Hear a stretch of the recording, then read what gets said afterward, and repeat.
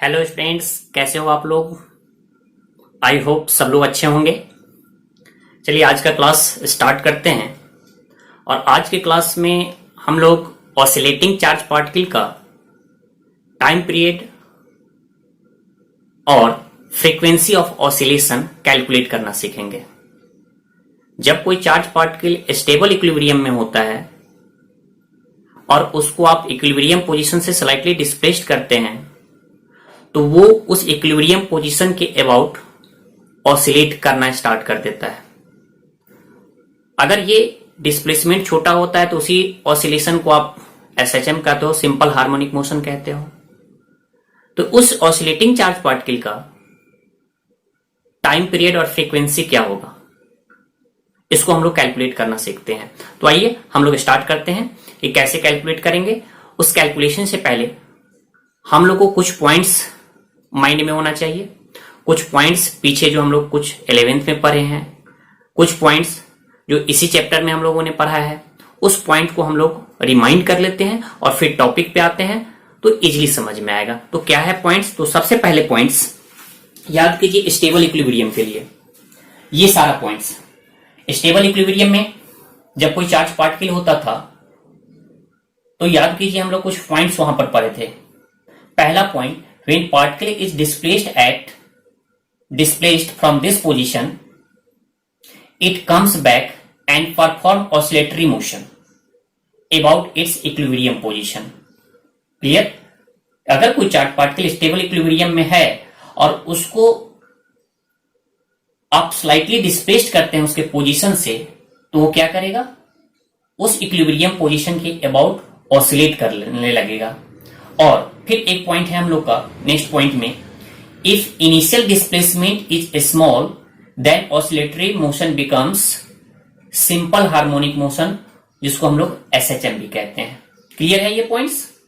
Okay. अब simple harmonic motion से related कुछ पॉइंट्स है। अगर कोई पार्टिकल और बॉडी एसएचएम में है, it mean simple harmonic motion कर रहा है वो, तो उस पे जो फोर्स लग रहा होगा उसके मोशन की ड्यूरेशन, वो फोर्स कैसा होता है याद कीजिए। आई होप ये सब लोग जानते होंगे। ये ऐसा कुछ कंडीशन होता है। अगर आप लोगों में से कोई एसएचएम नहीं पढ़े हैं, सिंपल हार्मोनिक नहीं पढ़े हैं, तो आप ये जितना भी पॉइंट्स हम यहां पे डिस्कस करने जा रहे हैं उस पॉइंट्स को आप याद रखें। आपको कोई दिक्कत नहीं होने वाली है। यहां पे जस्ट जो इंडिकेट करने जा रहे हैं उसको आप ध्यान से देखिए, उस पॉइंट को नोट आउट कीजिए, उसको माइंड में रखिए, यहां पर कोई दिक्कत नहीं होगी। क्या है ये कंडीशन? तो सबसे पहला, अगर कोई पार्टिकल एसएचएम में है, सिंपल हार्मोनिक मोशन में है, तो उस पर जो फोर्स लगता है उस फोर्स के लिए कंडीशन है, ऐसा मान लेना है। हाँ, यहां पर एक चीज हम चेंज करने जा रहे हैं, इस के की जगह F equal to minus c x लेने जा रहे हैं। के क्या है? ये कांस्टेंट है, ये के कांस्टेंट है। और x क्या है? तो x डिस्प्लेसमेंट है, डिस्प्लेसमेंट ऑफ पार्टिकल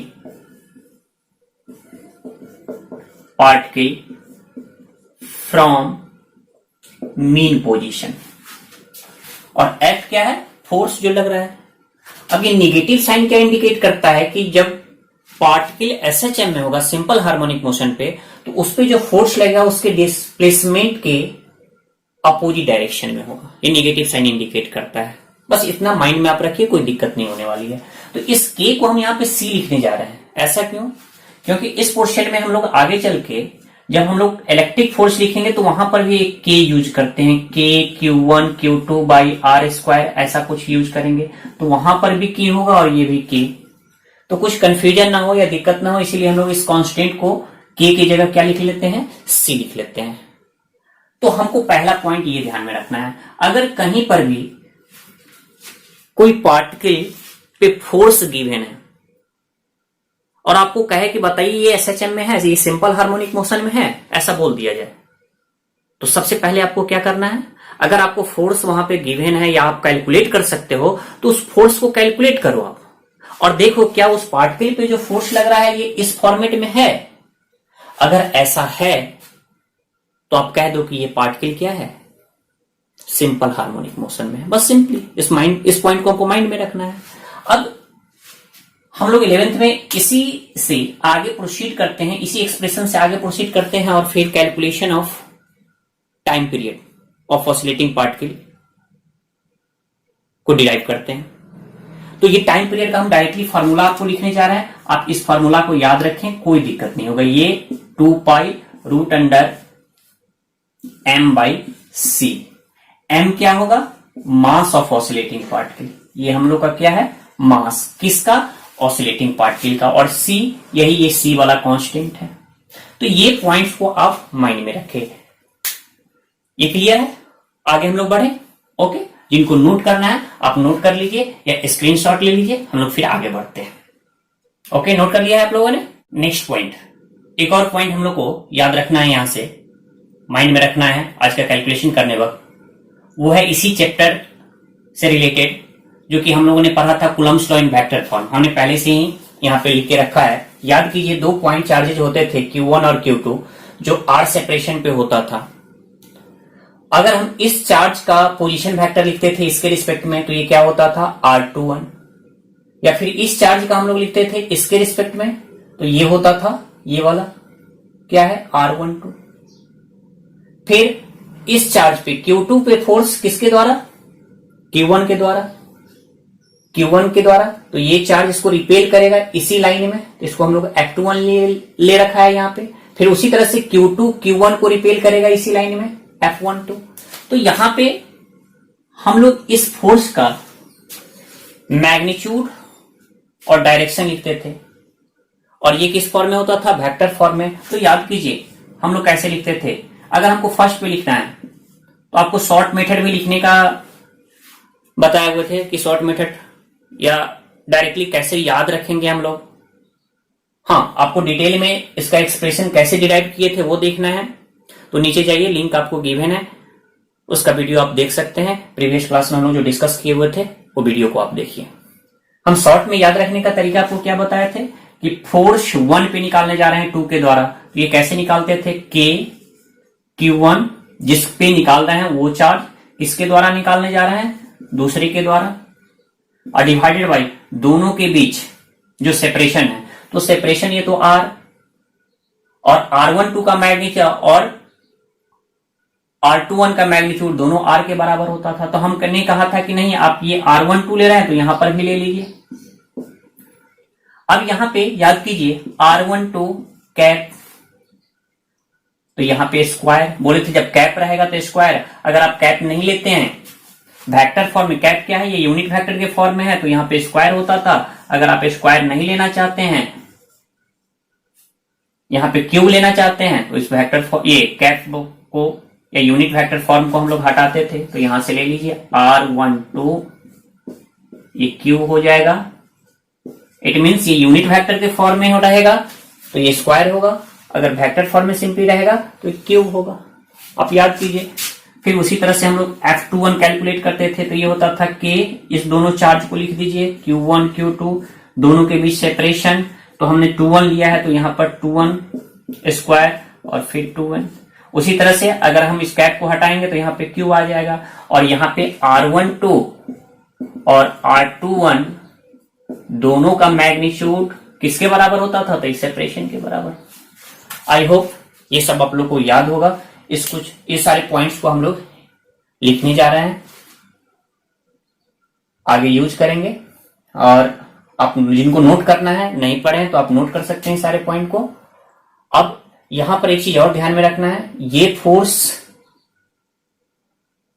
Q1 पे Q2 के द्वारा है, ये फोर्स Q1 पे Q2 के द्वारा है जो कि ये है। तो इसका डायरेक्शन किधर है? R12 किधर है? देखिए जैसे ये इधर है, इस फोर्स का भी डायरेक्शन इधर है। तो यही तो वेक्टर फॉर्म होता था। अगर डिटेल में आप देखना चाहते हैं, हम शॉर्ट में यहाँ पे आपको रिमाइंड करवाए हैं पॉइंट्स।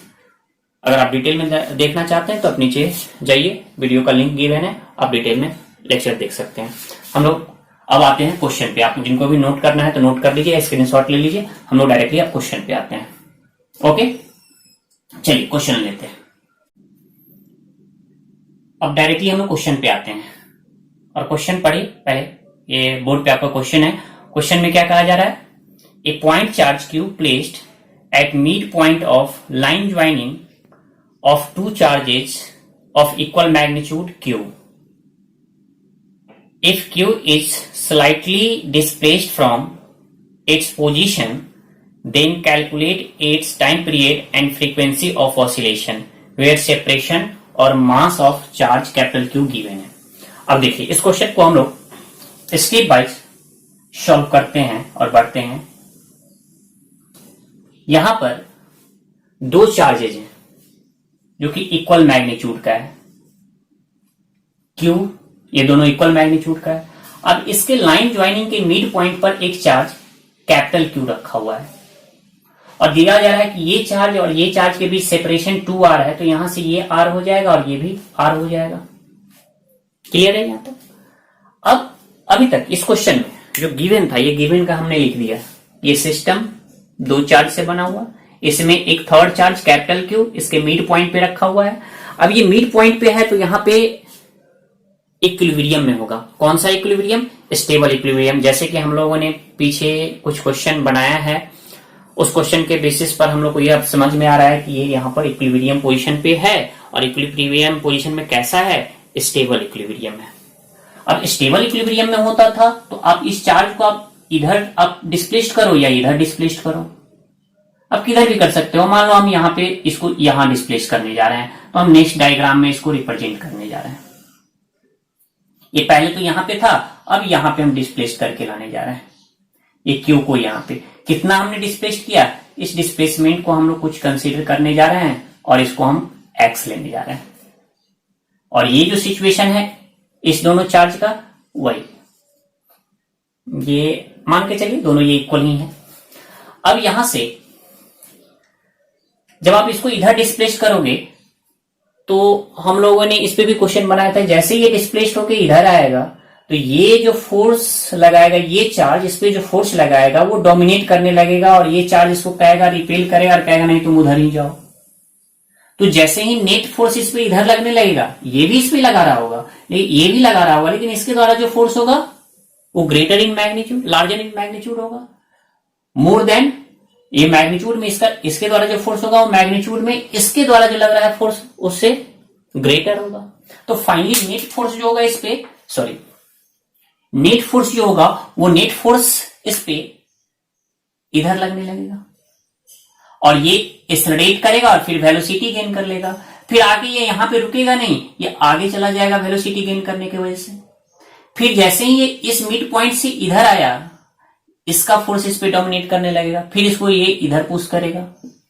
तो ये चार्ज का स्थिति कैसा हो जाएगा, ये ऐसे ऑसिलेट करना स्टार्ट कर देगा. क्लियर? ये समझ में आ गया कि ऑसिलेट क्यों करेगा, कैसे करेगा. तो यहां पे हम लोग देख रहे हैं कि ये चार्ज स्टेबल इक्विलिब्रियम में, जैसे ही डिस्प्लेस्ड करेंगे तो नेट फोर्स इधर लगने लगेगा, ये फिर इधर से वेलोसिटी गेन करने लगेगा, फिर इस पोजीशन से आगे भागेगा तो फिर ये फोर्स इसके द्वारा फोर्स डोमिनेट करने लगेगा और ये फिर इसको इधर भेजेगा और फाइनली ये चार्ज ऐसे ऐसे ऑसिलेट करने लगेगा. अब उसी ऑसिलेशन का तो हम लोग को टाइम पीरियड पूछा जा रहा है कि बताइए इस ऑसिलेशन का टाइम पीरियड क्या होगा, फिर इसका फ्रीक्वेंसी क्या होगा. यही तो बोला जा रहा है टाइम पीरियड और फ्रीक्वेंसी कैलकुलेट करने के लिए.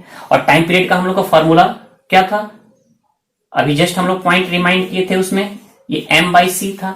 c के लिए हम लोग को क्या चाहिए, f = -cx चाहिए. तो अगर आपको इसका फ्रीक्वेंसी निकालना है, टाइम पीरियड निकालना है, तो आपको पहले f = -cx, ये क्या था, जो ऑसिलेटिंग पार्टिकल है उस पर जो नेट फोर्स लग रहा है वो नेट फोर्स को किसी इस फॉर्मेट में लाना होगा. अब इस फॉर्मेट में आप लाइए और फिर आपको c यहां से मिल जाएगा और फिर आप प्रोसीड कर सकते हैं. तो हम लोग को फाइनली करना क्या है, यहां पर इस चार्ज पे इस दोनों के द्वारा जो फोर्स लग रहा है उस फोर्स का सम निकालना है, नेट फोर्स निकालना है. तो चलिए हम लोग कैलकुलेट करते हैं. ये सब तो हम लोग कुलम्ब्स लॉ में डिटेल में पढ़े थे. इस चार्ज को हम 1 मानने जा रहे हैं, इसको 2 मानने जा रहे हैं. अब यहां पे इस पे पहले इसके द्वारा फोर्स निकालते हैं, तो हम लोग लिख लेते हैं Q इसके द्वारा, 1 के द्वारा. तो ये फॉर्मूला K, इस पे फोर्स निकालना है इसके द्वारा, और फिर ये जो सेपरेशन है, ये सेपरेशन कितना हो जाएगा तो ये r है और फिर ये r, तो ये कितना हो जाएगा r plus x whole square. और फिर इस पे जो फोर्स होगा, सॉरी इसके द्वारा जो इस पे फोर्स होगा उसका डायरेक्शन किधर होगा, ये चार्ज इसको इसी की लाइन में रिपेल करेगा। ये चार्ज इसको, ये भी पॉजिटिव है और ये भी पॉजिटिव है, तो ये चार्ज इसको भाई रिपेल करेगा। तो इसको हम लोग लिख सकते हैं कि क्यू पर किसके द्वारा, 1 के द्वारा। फिर उसी तरह से ये चार्ज भी इसको रिपेल करेगा, तो इसके द्वारा जो फोर्स होगा हम लोग लिख सकते हैं। तो अब जब वेक्टर फॉर्म लिखते हो तो अभी जस्ट हम लोगों ने डिस्कस किया था कि इस फोर्स का डायरेक्शन भी गिवन होगा, तो ये फोर्स किस डायरेक्शन में है, इसी डिस्प्लेसमेंट के डायरेक्शन में है। तो आप लिख सकते हो ऐसे, याद करो अभी जस्ट हमने पॉइंट डिस्कस किया था कूलम्स लॉ से रिलेटेड। अब फाइनली हम लोग 2 के द्वारा निकालने जा रहे हैं, तो ये आ जाएगा K capital Q small q। अब इस चार्ज का यहां से सेपरेशन, तो ये टोटल R था और ये X, तो ये कितना हो जाएगा R माइनस एक्स का होल स्क्वायर। और इस फोर्स का डायरेक्शन इस डिस्प्लेसमेंट के अपोजिट में है, ये डिस्प्लेसमेंट तो इस डायरेक्शन में है और इस पे फोर्स अपोजिट डायरेक्शन में है, तो आप इसको क्या लिख सकते हो,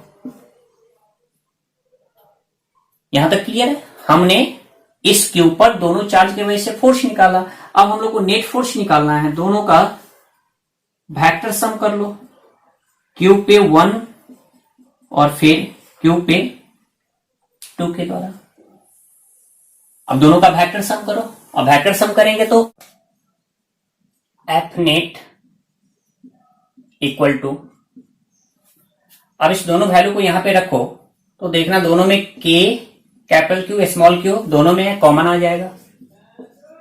small q r divided by ये दोनों में तो कॉमन नहीं है, ठीक है, ये इतना ही कॉमन आएगा। और फिर इधर कितना बचेगा, x cap divided by r plus x whole square, और माइनस, ये माइनस को हम इधर ले आ रहे हैं, माइनस r माइनस एक्स का होल स्क्वायर। चेक कर लो आप यहां से दोनों का वैल्यू इसमें सब्स्टिट्यूट करो, सब्स्टिट्यूट करने पर K capital Q small q तो दोनों में है, कॉमन आ जाएगा, और रिमेनिंग टर्म को हमने छोड़ दिया है। अब आप इसको भी कॉमन ले सकते हो, यहां पर K capital Q small q x cap को कॉमन ले लो, तो रिमेनिंग जो बचेगा वो r plus x whole square minus r minus x whole square. अब इसको सॉल्व करो आप, सॉल्व करने के बाद हम डायरेक्टली यहां पे लिखने जा रहे हैं, आप सॉल्व करके चेक कर लो, ये आना चाहिए K capital Q small q। अब इसको आप सॉल्व करोगे, x को हम लास्ट में लिखेंगे, इसको आप सॉल्व करोगे तो ऊपर में आ जाएगा -4rx, और ये दोनों a plus b, a minus b, तो ये r square minus x square whole square, और ये x कैप। आई थिंक ये सब लोग को समझ में आ गया होगा। जस्ट सिंपल कैलकुलेशन है, आप कैलकुलेशन कर लो।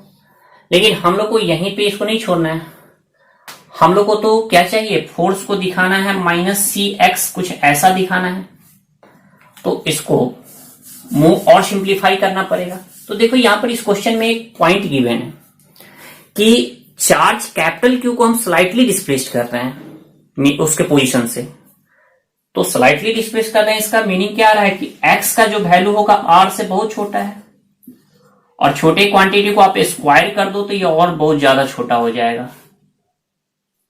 सिंपली x अगर r से बहुत छोटा है तो उसका स्क्वायर करो तो स्क्वायर और ज्यादा छोटा हो जाता है। तो ये जो टर्म है, इस term r square x square, इसको आप सिंपली अप्रॉक्स में हम लोग लिख सकते हैं कि ये किसके इक्वल हो जाएगा, r स्क्वायर।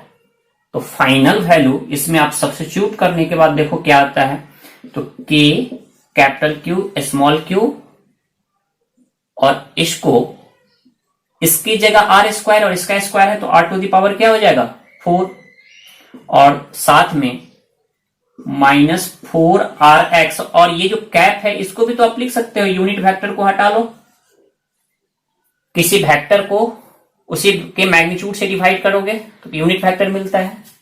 तो यहां से देखो अब कुछ कैंसिल होगा, ये x से x कैंसिल होगा और ये पावर भी रिड्यूस हो जाएगा, तो फाइनल वैल्यू हम लोग का क्या आ जाएगा, एफ नेट का, ये वेक्टर फॉर्म में रहने दो अभी इसको। फाइनल वैल्यू आ जाएगा के कैपिटल क्यू स्मॉल क्यू, और ये 4 इधर ले आओ, और आर क्यू। अब याद करो एसएचएम का कंडीशन क्या था। अब कुछ मिलता जुलता है, अब पहले इसको नोट कर लो या स्क्रीनशॉट ले लो, और फिर हम लोग आगे प्रोसीड करते हैं, बढ़ते हैं आगे। देख लो। ओके, आपने नोट कर लिया है, मैं लेफ्ट साइड से मिटाऊं। ओके,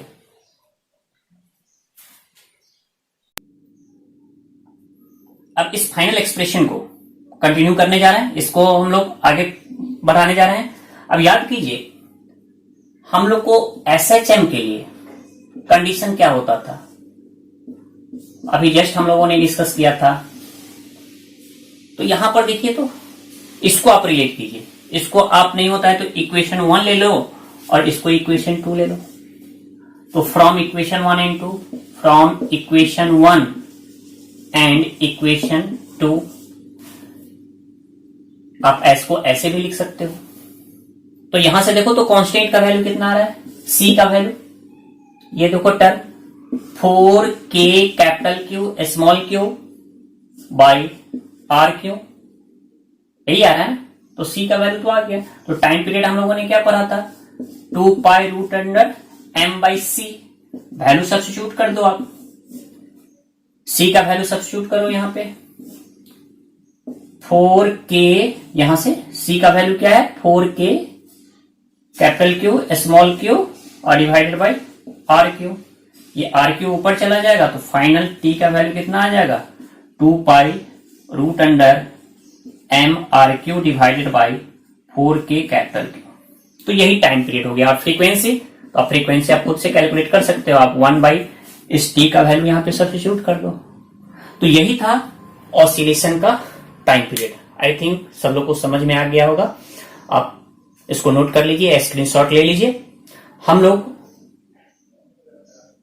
इस पर एक और क्वेश्चन सॉल्व करेंगे, और इस वीडियो के लास्ट में एक क्वेश्चन आप लोग को मिलेगा, और उस क्वेश्चन को सॉल्व करके आपको आंसर कमेंट करना है। आप इसको खुद से पहले सॉल्व कीजिएगा। अगर कोई कंफ्यूजन हो, जिस पॉइंट पे भी कंफ्यूजन हो, तो आप कमेंट बॉक्स में टाइम लिख करके कमेंट कर दीजिएगा, हम फिर उसको डाउट को क्लियर करेंगे, और उसके बाद फिर उस क्वेश्चन को आप सॉल्व कीजिएगा। ओके, क्वेश्चन को सॉल्व करना है, कमेंट करना है। हम लोग नेक्स्ट क्लास में मिलते हैं न्यू टॉपिक के साथ। Okay, bye.